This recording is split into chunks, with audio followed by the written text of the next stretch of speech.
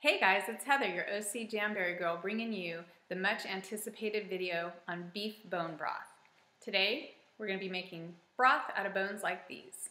Maybe you're here because you're following a specific diet, or because you just want to reestablish your gut's integrity, or maybe, just maybe you're here because you want to see my newest manicure.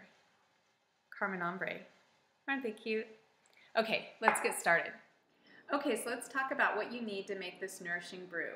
Some coarsely chopped vegetables like celery, carrots, onion. I also use bay leaves and thyme. You're also going to need some parsley, but this does not go in until the very end. Apple cider vinegar, peppercorn. Of course, you need the beef bones, the marrow bones. The ratio I use is a pound of bone for every quart of water. So you're going to need some filtered water too. Please make sure your bones are grass-fed and organic. I have not been able to find calf's feet, which is what the Nourishing Traditions cookbook calls for. If you can find them, I'd love to hear where you get those. At the end, before you sip your brew, you're going to want some spices to make it extra yummy. I use sea salt, turmeric, and ground ginger. Now I use a 20-quart stock pot so that I can get 12 quarts of broth. I want to show you what it looks like when you've got 12 pounds of marrow bone in a 20-quart stock pot. It's pretty full. So the first thing you're going to do is put your bones in there with the water and a half a cup of vinegar and let it soak for an hour so that the vinegar can leach all the good things, the minerals, out of the bone. Once it's sat for an hour, you're then going to bring the water to a boil and you'll skim it, and I'll show you what that looks like next. Once your broth comes to a boil, you're going to see this foamy stuff rise to the top. Just go ahead and skim that off with either your wire mesh strainer or a wooden spoon and bring it down to a simmer. On my gas stove, this is the lowest setting that the flame will go.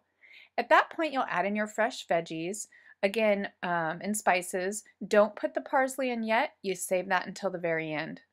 After about a day, this is what your broth is going to look like.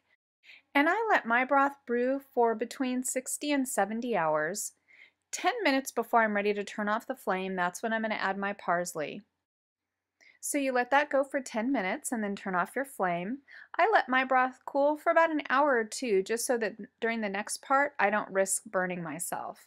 Once it's cooled enough, it's still going to be hot, but it's not scalding. I start scooping the stuff out. You can do that with tongs, you can do that with a wired mesh strainer. You can do it with a wooden spoon, whatever works for you.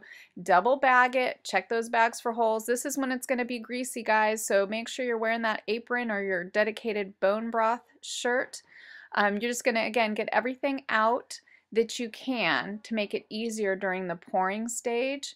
Now, I save my bones because I read that you can use them for 2 to 3 times, and how you know when they're done is when you can press your fingernail into them because they're soft. I actually only use mine twice. I always do a mix of fresh with once used bones, and the ratio I use is 2/3 fresh to 1/3 used, but do whatever feels right to you. You'll do your pouring over the sink and then take your measuring cup and pour into whatever containers you've decided to store your broth in. If you're doing multiple types of broth, of course you're going to want to label these, or if you don't anticipate using them right away, you'll want to date them. Broth will stay in your fridge for up to 4 days and in your freezer for a couple months, but hopefully you won't be keeping it around that long.